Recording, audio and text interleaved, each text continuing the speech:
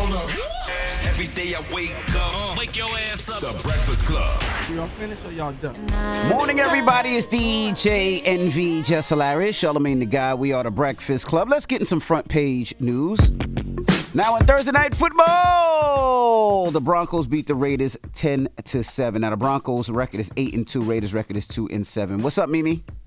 Good morning, NV. Jess, how y'all doing this morning? Good. Hey, girl. Good morning. Good. All right, so we started this morning with a major development in the nation's food crisis. A federal judge is forcing the Trump administration to give food aid following that national stoppage of the SNAP benefits. So that stoppage, withheld SNAP benefits from 42 million Americans, including 16 million children. They were left in limbo by that shutdown. And the judge said families have gone without for too long, and failing to act any longer would cause irreparable harm. Now, the Trump administration had initially planned to only send partial payments this month, saying the program had run out of funds, but the judge, he rejected that plan, ordering the administration to fully fund November benefits by today. Now, even if that means tapping into billions from other nutritional programs. Right. Now, the Trump administration says it will appeal that decision, but for now, the order stands, meaning states are rushing to get those funds out, but it could take weeks and in some cases months before those benefits are restored. Now, it's a major victory for families who need that assistance and a coalition of cities and nonprofits who sued to keep this program alive. But the Trump administration, they are not happy about being forced to pay those benefits. When asked about it, both President Trump and J.D. Vance, they are weighing in. Let's listen to what they had to say. It's an absurd ruling because you have a federal judge effectively telling us what we have to do in the midst of a Democrat government shutdown, which what we'd like to do is for the Democrats to open up the government. Of course, then we can fund SNAP, and we can also do a lot of other good things for the American people. And you know, one other thing, our country has to remain very liquid because problems, catastrophes, wars, could be anything. We can't give everything away. Biden went totally crazy, gave it to anybody that would ask, gave it to people that were able-bodied, had no problem. That wasn't meant for that. It was meant for people that had real problems, in many cases, people that were down and out, people that could be saved. It wasn't meant for people that could do whatever they want, the people that say, well, I don't think I'll work, I'll just, collect this money. I want people to really think about that, so right? Like, weird, really think about it. The president and vice president is saying it's absurd that a judge is saying to restore full food benefits for millions of people that need it. So for people that voted for Trump and people that voted for J.D. Vance and what they stood on, just really think about it. They're saying it's absurd. They're saying it's crazy. They're saying how dare they pass an order that says here's the SNAP benefits to allow people to get food.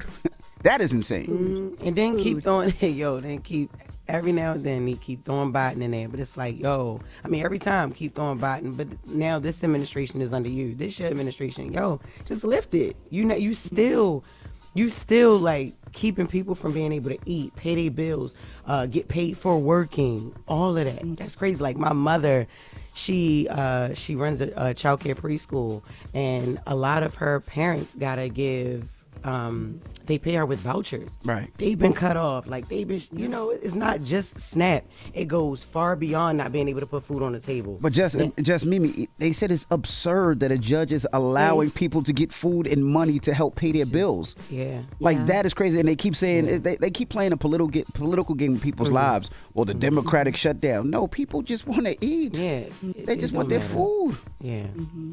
Absolutely. And then even in that soundbite, Trump going a little further by just insulting people who actually need it by saying, Right. able-bodied people, they can work, and we've all seen the long lines. We've seen the food banks. We've seen all of that. And so you're right. People with jobs receive SNAP too. It's like, you know that everybody who receives SNAP does not sit home on their ass, like chilling. Like people work, people run businesses, people got kids to feed, and that little bit of money that does help on SNAP, that's just an addition. That's an addition. People still gotta live. They still got to live, and prices are going up everywhere. But meanwhile, there is a little glimmer of hope. There's a little movement on Capitol Hill today. Senate Majority Leader John Thune, he is expected to hold a vote, which would be the 15th vote to try and reopen the government. Now, this one will look just a little bit different. This version would amend that short-term funding bill that's been already passed by the House into what we're calling a mini bus spending package. Now, that's covering healthcare, transportation, and housing, and it would extend the funding until January instead of November 21st. Also on the table, a possible Senate vote on the Affordable Care Act subsidies, which are set to expire soon. That's been the major sticking point in the shutdown fight. But here's the catch. Republicans can't guarantee that that vote will actually happen. They're asking Democrats to vote yes to reopen the government on the promise that they'll maybe get a vote later on those ACA subsidies. Republicans say this will test whether Democrats are serious about ending the shutdown. But Democrats, meanwhile, say they are united, but not necessarily ready to support a deal that doesn't fully protect those healthcare subsidies. So we'll continue to watch what happens with that today.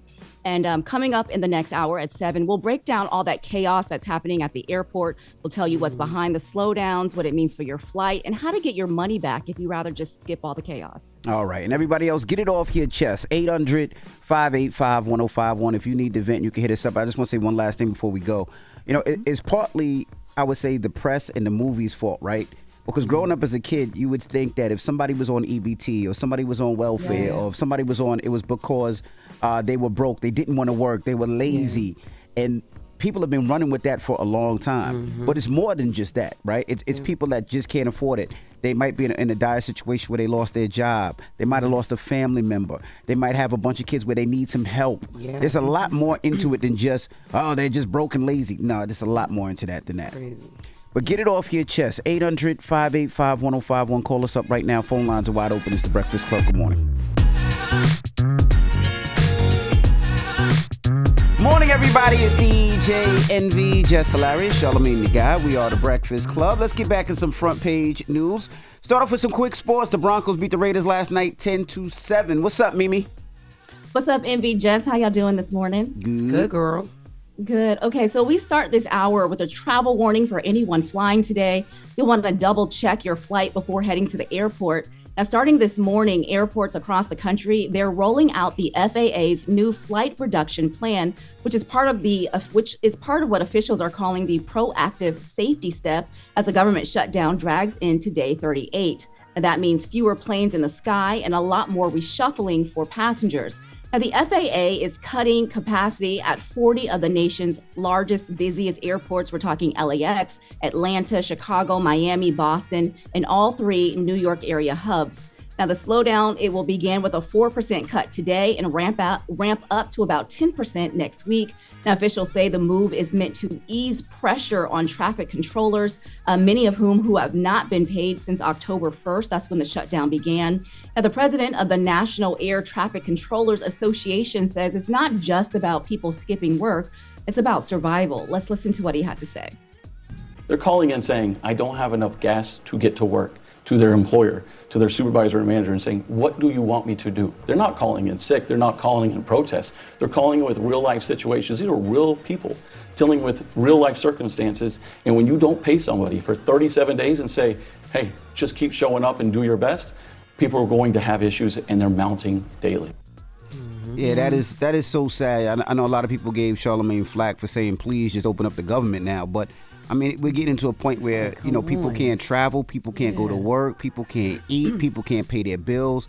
And with the airlines, I mean, people are they're set to travel home for Thanksgiving. Like, kids are coming home to see their families for Thanksgiving. Same thing for Christmas. So if they don't open this up, there's going to be a lot of people stuck in airports, a lot of people stuck in destinations that don't want to be. Away from their family. This is getting disgusting. And Jess ain't gonna be able to perform. Like, how you gonna do your comedy show, Jess? I know, right? That's what I was literally thinking about. I'm gonna have to drive from certain places, you know what I'm saying, or just reschedule shows because some places you just can't drive to. Because I do Breakfast Club Monday through Friday, and I know I can do it virtually on the road, but it's like, yo, if I gotta go to Ohio next weekend, and I gotta fly into Detroit because a lot of the smaller airports really don't have flights. So I gotta fly into Detroit, drive almost 2 hours from Detroit to Toledo, Ohio. But it's like, Detroit is one of the main airports that's having an issue. So I would have to drive from New Jersey to Ohio. Don't know how long that's going to be. That would probably be like, 11 hours? I would have to leave Thursday to get there. Like, it's messing up so much. It is. It's messing with a lot of people and their livelihoods. What the guy we just heard from, the president of the union, he literally just said that also there's a bunch of people, air traffic controllers, who have been evicted. Wow. And so it's really hard for them to just even show up to work. So yes, while we think they're calling in sick, they're dealing with real life situations. So, but also there's a little bit of a good news for travelers. The nation's biggest airline, so I'm talking American, Delta, United, they're now offering refunds to passengers who cancel in advance, even on those non-refundable tickets. So they are saying, though, the airport is saying still expect delays and cancellations. And of last night, about 1,000 flights had already been scrapped, and more ripple effects to come next week, as we've been talking about. But here's what you can do to plan ahead. They're reminding people to check your airline's website or the app before leaving home. The schedules are changing by the hour. They're saying pack light. Maybe a carry-on would be easier. So if you're rebooked, you can avoid losing your luggage. Yes. And if you can't miss a trip, like if there's a family emergency or a wedding or something like that, experts say if you can afford it, it might be worth buying a backup ticket just in case.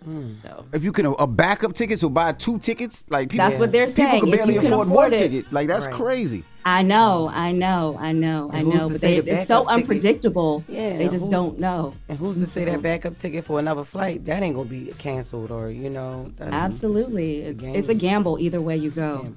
And a Washington, D.C. man who tossed his Subway sandwich at a federal officer during a protest. You guys remember this story? It happened earlier this summer in D.C. Yeah, because I asked you what kind of sandwich it was, Mimi. You ain't tell me.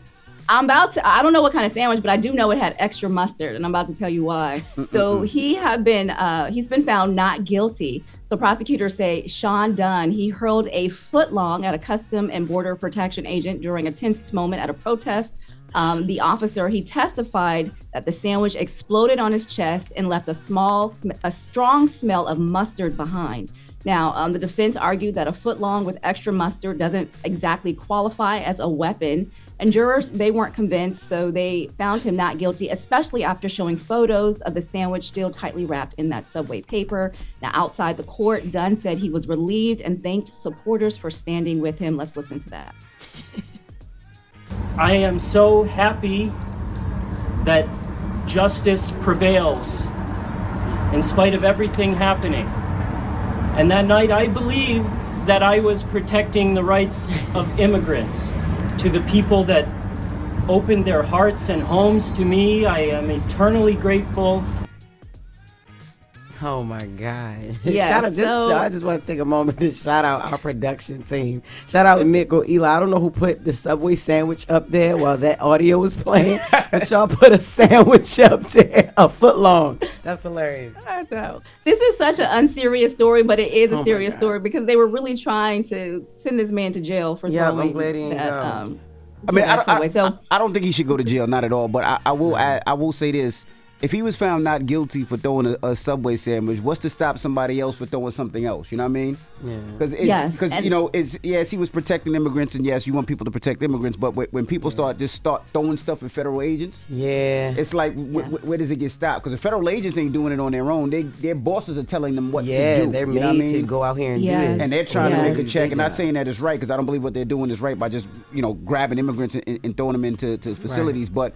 If one starts throwing sandwiches, what's next? What next is throwing dog-ish? You know what I mean? Like, we got to find a... Well, that's what they were saying, Envy. They were telling, even though prosecutors say they respect the verdict, they want to remind people that anything you throw at a federal officer can get you in trouble. So or it can get you shot if you're the wrong immigrant. Or that. You know what I'm saying? So you don't... Yeah, it can, but you got to realize these people are people too. Like, you throw something at me if I'm coming to work, I might snap and just beat your ass. Yeah, for sure. You know what I mean? But, I understand why he did it and who he was trying to protect him, but we also got to be careful with that too.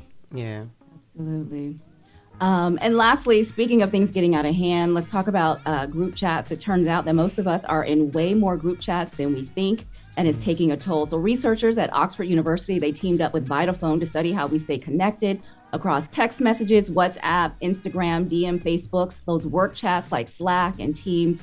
Apparently, we have created a chat for just about everything in life. So there's a family group chat, the work chat, the one of your kids' play dates, the old birthday group chat. But researchers say most of that, we only respond to about 5 of those group chats. The rest, they are muted, unread, and they're collecting things that we will never open. So experts say we join those to feel connected, but they are doing the opposite between the side combos, the constant notification, the endless emojis. We are a little too connected. So they say to fix that, mute some of those, clear the ones that you never check. So delete those, set quiet hours for your phone, and do a little digital detox. Really quickly, how many group chats are y'all in? Oh my God, countless. But not because I wanted to stay connected, because people put me in them, and they shouldn't do that. Yeah, I'm horrible with the group chat. I'm the one that's gonna put the wrong thing in the wrong group chat. I do that all the time. I just put a number in, and I gotta say my bad, wrong chat. But I do that all the time. I just be sending. I'm horrible with it. And it's so crazy because women, so we got our friend group chats, right? But we got 2 of them. So we got one with like a whole bunch of our friends up in there, and you know, it's like 12 of us or whatever. But then we got the second one that's like, it's only 8 of them, where the other 4 ain't in. We talk about the other 4 that's not in the second one. You know what I'm saying? But it's like, I don't do that stuff no more. So don't put me in no more chats, because I got caught up talking about Shanika, and Shanika wasn't even supposed to been. I told her I was talking about her wig and the other one, but I forgot that she wasn't, that she was in that In that I meant one. to talk about You got her the side to the chat other friends and the other without chat. her. Child, it's too much. I'm not a good friend. You know, she said I'm not a good friend. Right, because you put the wrong thing in the wrong chat. Child, all the time. So. All right, y'all. Well, that is your front page news. I'm Mimi Brown. Follow me at Mimi Brown TV. For more stories, follow the Black Information Network. Download the free iHeartRadio app or visit BINnews.com. Hold up. Every day I wake up, wake your ass up. The Breakfast Club. Y'all finished or y'all done?